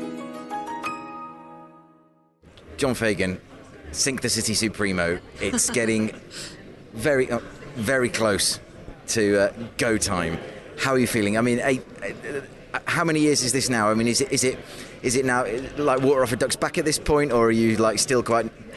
Well, yeah, it's the 8th year we've been doing it. It's getting easier because I would say it's still this last hour and two is just absolutely mayhem. We're all rushing around to do, just finish off everything because basically we're trying to, the whole event now turns into showtime. So we're trying to put on a show. We've got, people coming from, having been from the public joining us. So we'll probably have about 50, 60 people. And we just want to put on the best show. We're live streaming it. Yeah. There's loads of different things happening. So it's just making sure that all goes smoothly, getting people in the right place at the right time. And then hopefully, we get some really good pictures. Well, the judges, I've just popped up to see the judges. They seem very excited about what they've seen. I've been listening back to the past couple of days, and it sounds really, really good. Lots of real great enthusiasm building over the period, and I'm really looking forward to seeing what comes up. But congratulations to you. I mean, after 8 years, this is my first time, and it is an amazing, amazing thing. People coming from all over to take part in this. Congratulations, and I suppose well done, and thank you. Yeah. So as of last 7 years, we've had 80 teams participate in it, which is about 1,000 people. So we can add another 10 to that. That's 90 teams. So we're hitting 1,100 people that this has impacted. Had really good feedback already, even before we've done the final presentation. So really, really proud of what the team does here, and looking forward to the final show. Yeah, I was signing up to one of your teams already this afternoon on via LinkedIn. But congratulations! I'm really looking forward to this. Well done.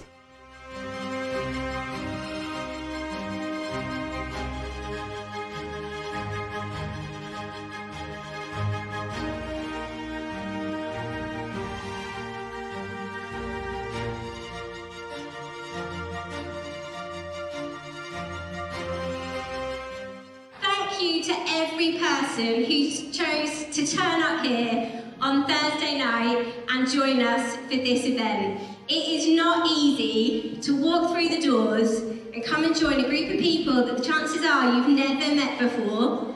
But not only are you coming into a room full of strangers, you're also preparing a 1-minute pitch to come and try and get those strangers to vote for you and vote for your idea.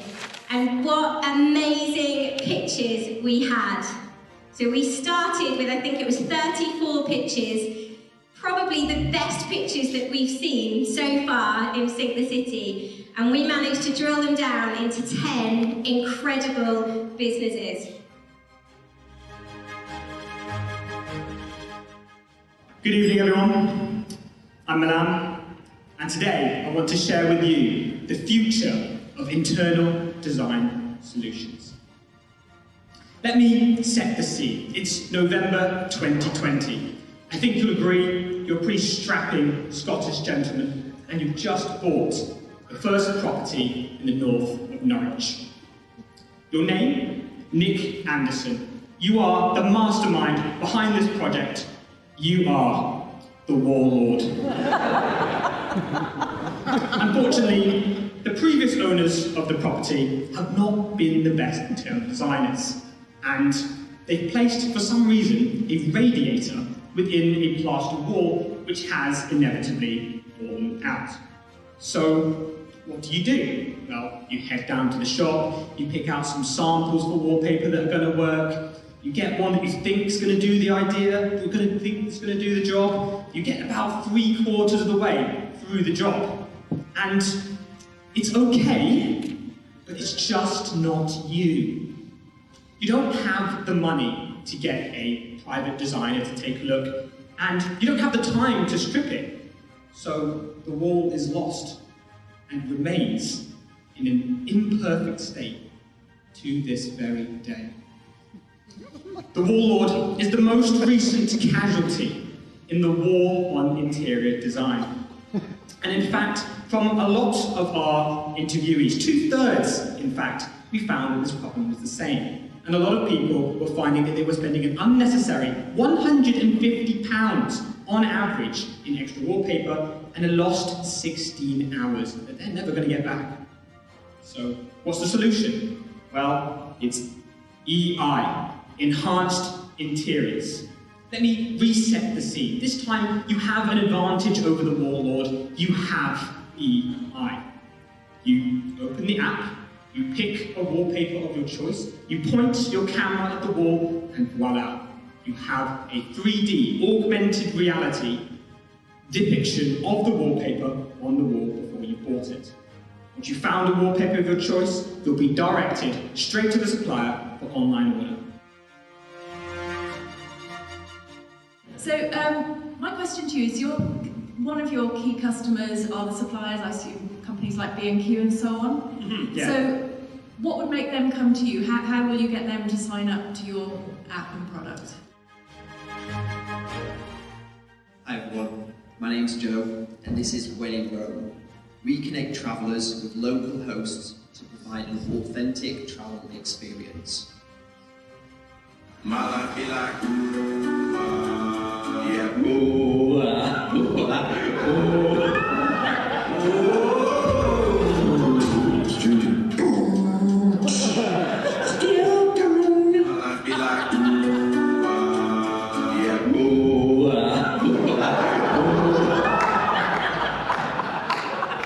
So we've all been there, right? Missold, Instagram-worthy locations which turn out to be overcrowded and overpriced tourist traps. This is something we all want to avoid. The problem is that to avoid this, we spend hours scrolling through review sites and travel blogs, cobbling together a plan and hoping what we've found is an authentic experience. We surveyed around 250 people in the UK and in China, and almost everyone said that the two biggest concerns they had with travelling is planning it and being ripped off.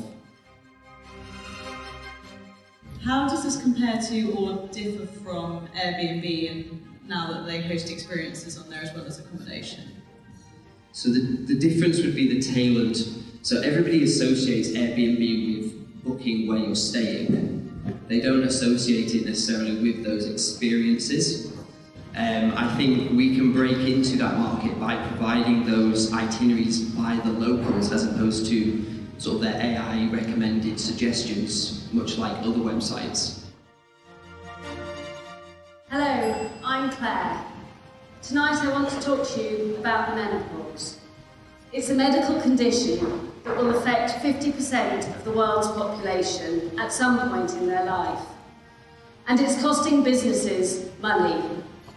Our idea is to take data from smartwatches, data that is already being created and collected, and use that data such as sleep patterns, anxiety levels, and temperature, and use this with a known medical model to provide data analysis on the user as to where they are on the road to menopause.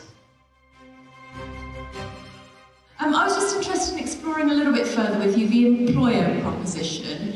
So clearly for them it's a sort of fairly small-ish number of their employees, and they might be using other sort of health platforms and tools. So had you considered what else they might be using and how yours sits alongside a sort of broader offering in this sort of health and wellbeing space? Yes, well certainly, and to be honest, it could be a huge proportion of the workforce, depending on the industry you're talking about, whether it's healthcare, whether it's education. So it could be a huge part of the workforce. I would bet that most, if not all of you, have had an idea at some point for a game, or a board game, or a tabletop game. And I bet nothing really came of it, it was just an idea. My name is Tim, and we are Dice Casters. We're going to help bring your tabletop game to life. Board games are back, baby, and with a vengeance! Oh my God! It is a $12 billion a year industry. It is insane, and it is growing. It's projected to grow a lot.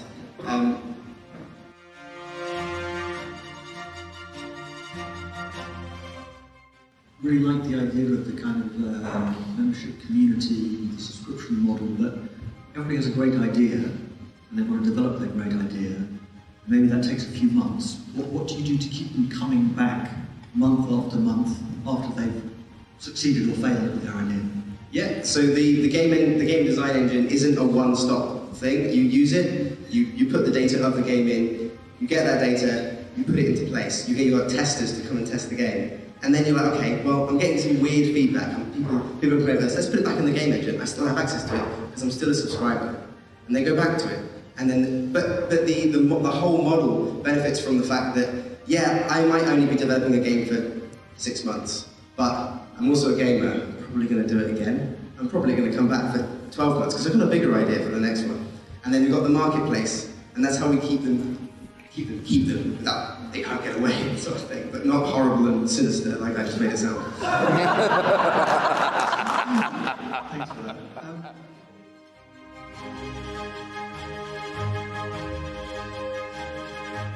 Good evening, I'm Lila. I'm a film student from NUA, and this is Shadow, Unlocking Your Storyboard. Whether it is a film, a YouTube video, or an advert, it all starts at the same place, an idea. But before we pick up a camera, we need to visualize it. We need to have a visual representation of what it would look like. There is a storyboard. The problem is that a lot of creative people don't have the artistic skills to be great at storyboarding. Shadow is a web app that unlocks the storyboarding from the creator's mind. My understanding from the graph you showed, and you said you need $500,000 investment, do you expect it to be break even in the first year? Our business expert said we could do it. It's doable. The money would be mostly for human resources, so developers and people working on the product. Hello everyone, my name is Anzor. And my name is Honey, and we are Recycle Junkie. From our research, we found that 100% of people between the ages of 20 to 40 were consciously recycling. That's good, right? Well, 71% of those people said that they need to improve on their habits. They are either lazy, they lack knowledge, they don't have the time, and there's no space because they forget to put their bins out. Our friend Hayley over there forgets to put her bins out. And when she has no space, she just puts it in any bin. So you can do better. We know there's a problem, we can see there's a problem. 50 million tons of waste goes to landfill each year. That's 50 million tons that does not need to go there. And I know that we can fix this through the correct methods of recycling. So do you know? Well, it's not about making money. it's about saving the world. So basically, any money we do make...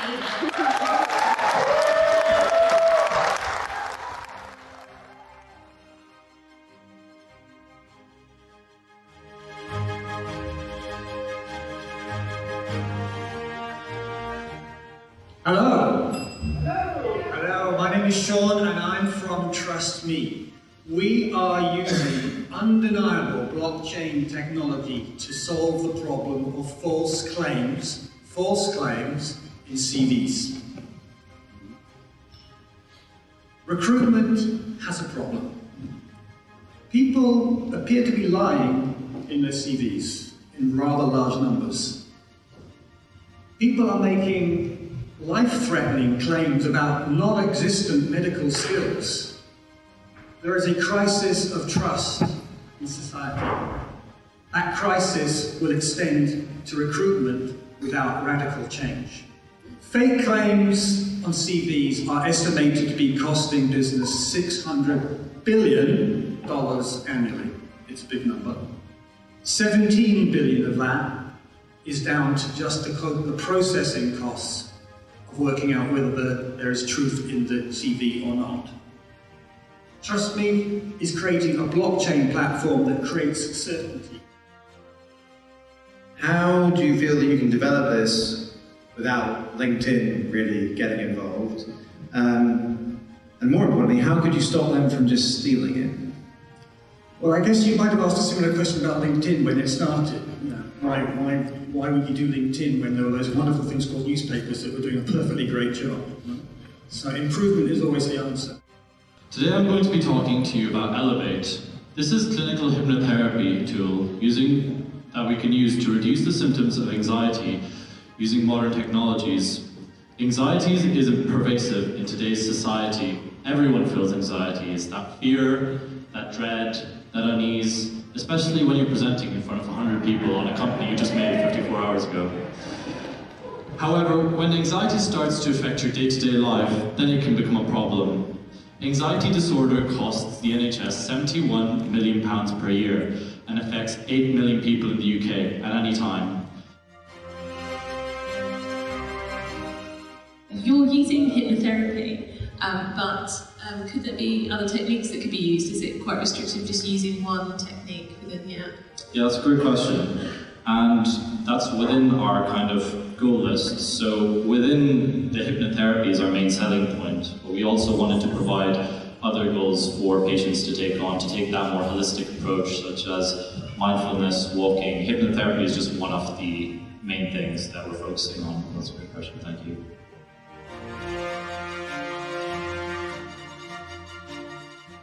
People in the audience voted for this idea to go into the top 10 so I could come back this evening and pitch this idea to you. You believed in this idea, but it's not just you who believed in this idea. Yesterday, we, in the space of a few hours, raised £20,000 in pledged donations from other people who want to support this. On top of that, we also raised 120 hours from business mentors, coaches, therapists and business owners who want to support this every single month. We know we can't just rely on donations, so after today we will be going away, doing fundraising and applying for funding.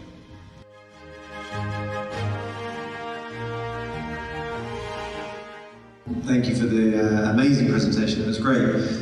We did have some questions, but I'm just going to straight away go into the donations you said you have had pledged in this time. Can you tell us a bit more about that? Well, luckily through starting my business, we now have a very large network of business owners, and we only contacted a handful of them yesterday, and all of them came back pledged thousands and thousands.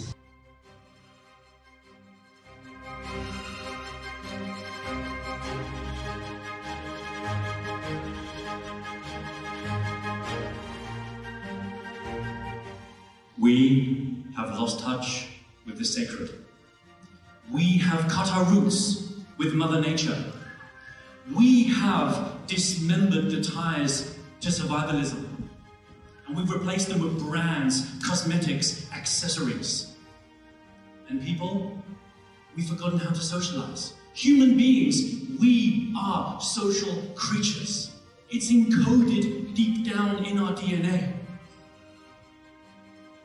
Have you ever watched an episode of Bear Grylls or I'm a Celebrity, Get Me Out of Here? And you thought to yourself, I could do that. Well, now you can.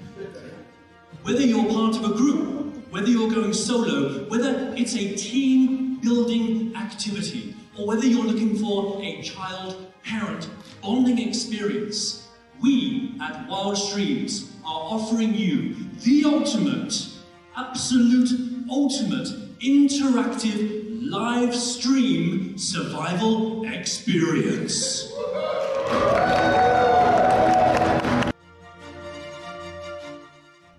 Can we just investigate? Do you think you can charge people just for dropping them in a forest, even if it's interactive? Or have you considered the cost of the wraparound, the barbecue afterwards, the training beforehand? How and where does all that happen if it does happen? Well, the good fun part is this whole notion of just dumping someone in the forest saying, okay, bye-bye, now give us £800, sounds quite ridiculous when you do phrase it that way. But there is training, there is survival, there's this survival training of it, and at the same time, it's being broadcast to your friends and family, your colleagues.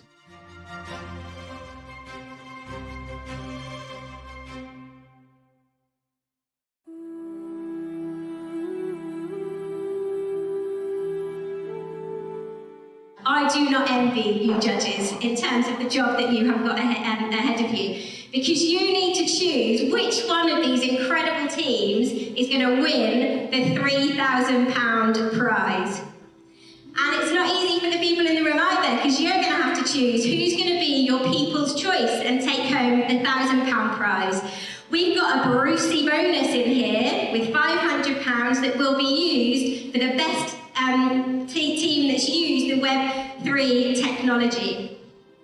And the learning, I think we'll all agree, guys, is absolutely priceless. But what they also get is a Norfolk Network membership.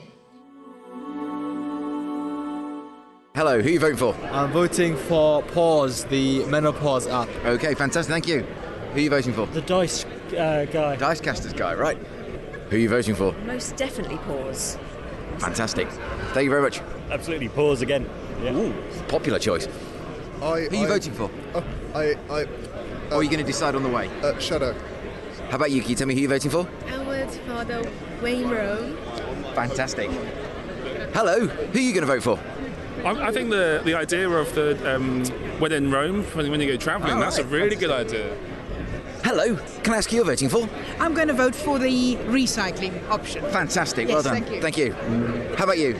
Who are you going to vote for? I'm still undecided at this stage. Oh, right, still all to play for. Down on the right-hand side here, you can pick up your tiddly wing and vote. We'll be closing voting soon. Have you decided, Julie, who's it going to be? Recruitment junkie. Oh, recycling junkie. Recycling junkie. Very good. Where are the judges? Oh, okay, Ewan. Yes, so they've made a decision. If you don't win tonight, don't be sad. What you guys have achieved in the last 54 hours is amazing. You know, we saw, like, all those presentations we saw today started with nothing on Thursday, joining a team with people, that they're first time they ever met. So it's amazing to see that what's been produced in that short space of time. So without further ado, we'll hand over to, so Alice, you're going to do the People's Choice? So the People's Choice is Recycle Junkie.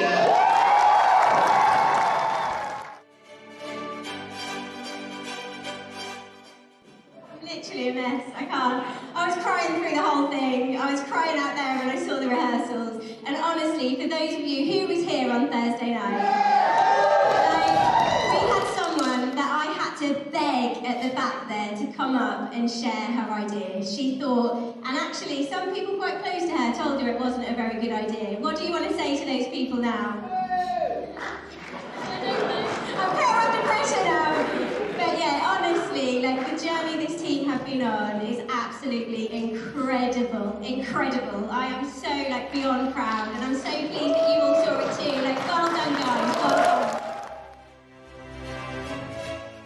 So these guys, we really liked how they added NFT to essentially make more of a community with their business idea, and instead of it being absolutely everything and at the heart of their business, actually added value alongside their original business idea.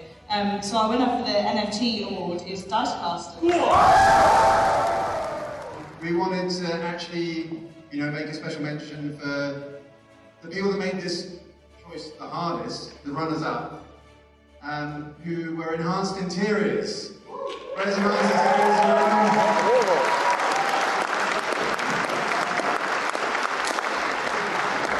It was clearly a great product, a great team, and then we loved the presentation, it was hilarious. And you would have had it if it wasn't for our overall winners, who are Trust Me.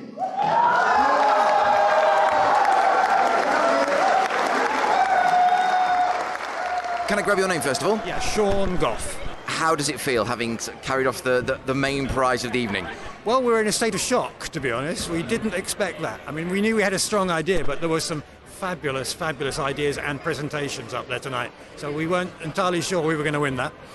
Well, the judges were full of praise for what they thought was a very, a very viable business proposition and making use of NFTs.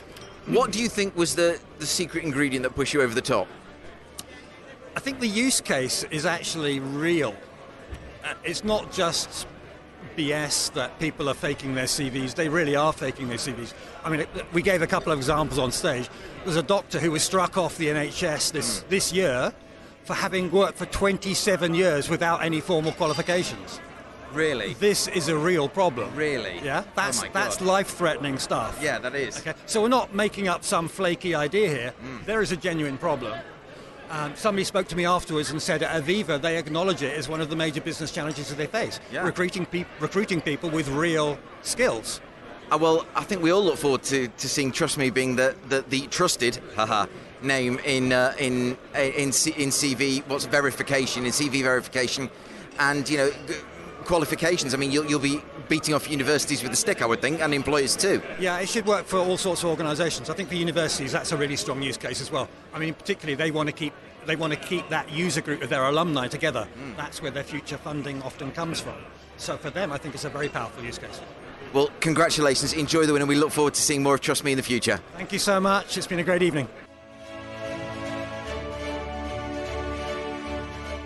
First year, first time out of the traps, and James Adams brings it home with Trust Me. How does that feel?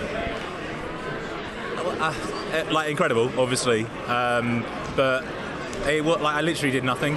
I didn't do it. It was the team's idea. They executed on all what needed to be done, and they're a great team.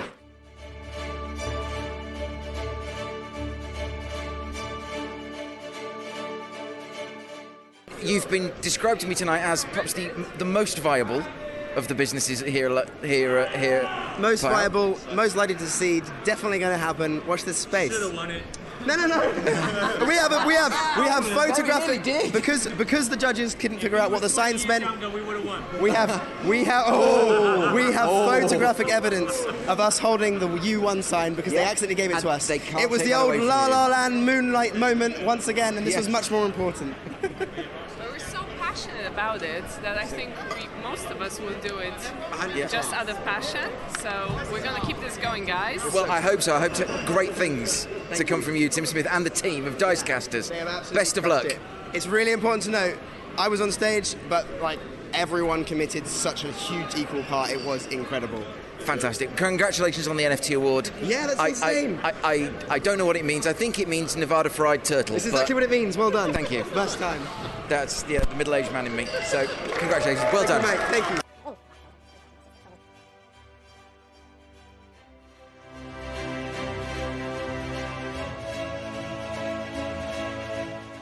You've been described to me tonight as perhaps the most viable of the businesses here.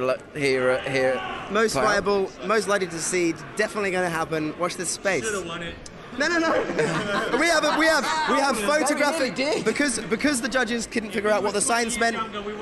We have photographic evidence of us holding the U1 sign because they accidentally gave it to us. It was the old La La Land moonlight moment once again, and this was much more important. We're so passionate about it that I think most of us will do it just out of passion. So we're going to keep this going, guys. Well, I hope so. I hope great things to come from you, Tim Smith, and the team of Dicecasters.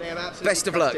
It's really important to note, I was on stage, but everyone committed such a huge equal part. It was incredible. Fantastic. Congratulations on the NFT award. Yeah, that's insane. I don't know what it means. I think it means Nevada Fried Turtle. This is exactly what it means. Well done. Thank you. First time.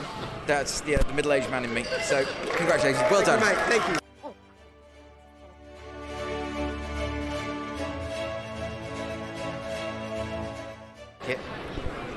Well, I'm here with the team behind Recycle Junkie, and can I just say, I remember talking to Honey yesterday morning, and you were quite shy. I think that's fair. Oh my God, what a transformation up there! And how did you find it? I'm kind of almost lost for words because that was so brilliant. I kind of enjoyed it, and I just wanted to get the message across more than anything. You did that, and you did it in spades. Team, what do you think? Brilliant. Oh, she smashed it. Absolutely smashed it. Smashed it out really good. Well, we know, no pressure, but we are expecting great things from you. And Jason, friend of the show, I expect you made a ran for this team like anything. Well, we've only been together for just about 54 hours, as you know. And when we met Honey, and unfortunately Gemma couldn't be with us today, we thought, okay, well, we're going to have to work hard. But everybody in the team has worked hard to help Honey and Anor, wherever he's gone, to get to this point. And I thought it was an absolutely amazing representation of all the work that we've done. You brought it all together for us, and you showed us exactly where we need to go. It's amazing. Hi, Tom.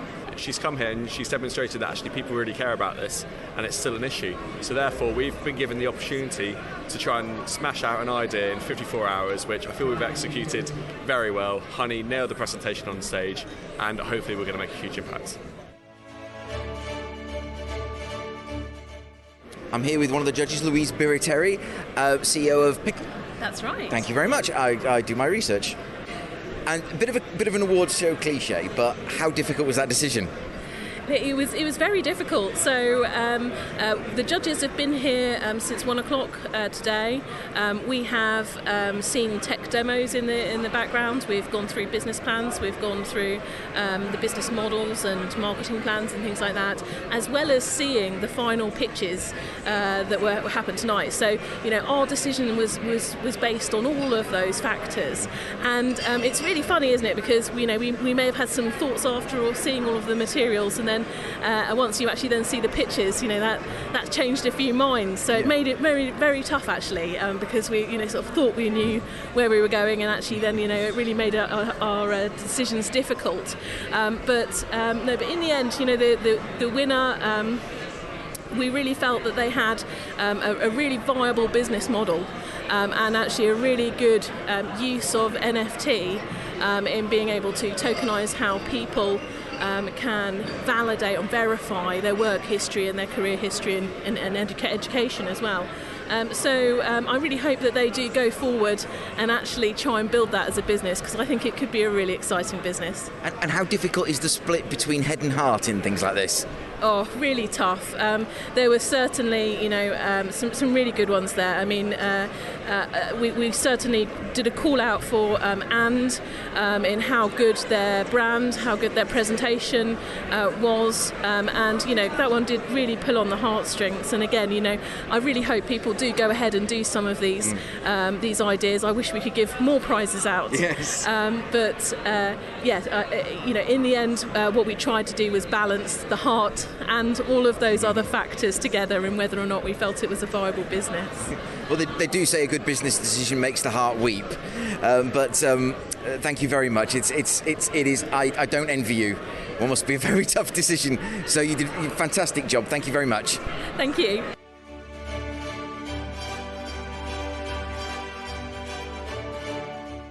That was just a taster of this wonderful event. And what I love about Sync the City is that no one truly loses. True, one team scoops the grand prize, but others will have impressed. And as you've heard already, employers do have a keen eye open for the talent on display, which is both evident and in abundance. I'm hugely impressed by all the participants, and to single anyone out would be unfair. Though I must give my thanks to John Fagan and all the Sync the City crew for inviting me to attend and giving me unfettered access. And to everyone who took part in Sync the City this year, you make the event what it is, which, in a word, is spectacular.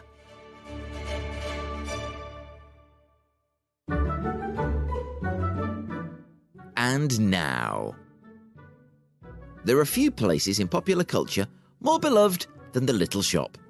From Edward and Tubbs and their local shop for local people will have no trouble here, to Bernard Black's bookshop, the Two Ronnies Four Candles, and the granddaddy of them all, Arkwright's Corner Shop, from open all hours.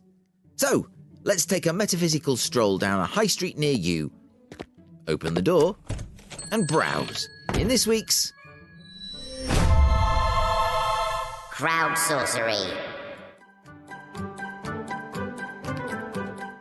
At the head of the queue is Katie Oven, architectural assistant at Hudson Architects, who says, macarons and more, as they sell me my brain food. Essential. As well as the occasional delightful gift, of course. That's in the Royal Arcade, Norwich Macaron fans. Keep your eye out for French President Emmanuel Macron. CJ Green, co-founder of Brave Goose, co-creator of Clever Goose HR Tech, and chair of the New Anglia Local Enterprise Partnership, says, Hilary and Alice of Dis, which CJ tells us is both quirky and quaint in exactly the right quantities.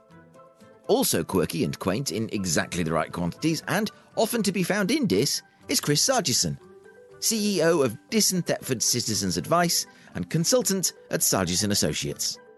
Chris says, Sound Clash Records, obviously. Well, of course, and this one's for you, Chris.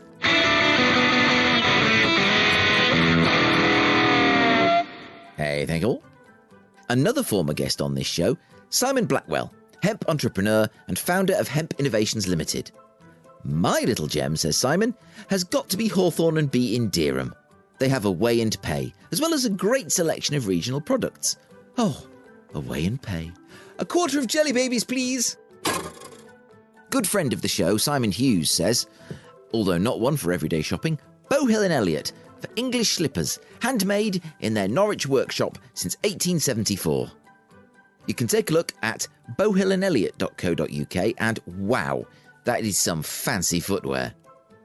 John Nortcliffe, director of Redhead Architects and bastion of the built environment, favours the venerable and clearly venerated Norwich hardware heaven that is Thorns. All day long, says John. Presumably that's because he can't find the right kind of nail. Genuflecting before this choice by John are Hard Hat High Priest of Hardware and Home Furnishings, Matt Wood and Chris Sargison, the latter of whom completes the liturgy with a simple Amen. May it live forever. And now we welcome to the whimsical world of crowd sorcery Jonathan Cage, Managing Director at Create Consulting Engineers, who has a definite theme to his choice. The Cuppy Hut and the Brownie Cafe near the Guildhall, both in Norwich, and finally Gerald's. Not quite a little shop, admits Jonathan. It is still very special. Jonathan, Gerald's is Norwich. There are no two ways about it. And just when you think it's time to cash up for the day, turn the sign around, lock up and go home, Sarah Tunnicliffe, Operations Manager at Hudson Architects, dives through the door with one final offering, the Elm Hill Craft Shop in Norwich. Well, fabulous choice there. But our final customer today is this week's special guest, Tim Robinson, who gives us a whole tour of the small retail establishment.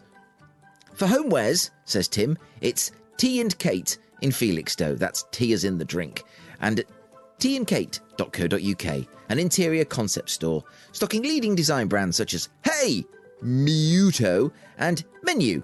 Now, I don't know what any of those are, but they seem very nice to me. For children's stuff, it's ottyandthebee.com. That's Otty and the Bee, spelt BEA.com, in Framlingham and South London. Otty and the Bee, a modern toy shop in Framlingham and this little place I've never heard of, South East London. Yes, that's it. And for threads, Tim recommends uniformresearch.co.uk in Woodbridge. Well, I had felt concerned that I haven't been paying enough attention to Suffolk recently, but Tim has seen me right with those choices. Thank you, Tim, and thank you all. Next week, we'll be looking at the road less travelled. Where in the east of England have you always wanted to go but never been? And why?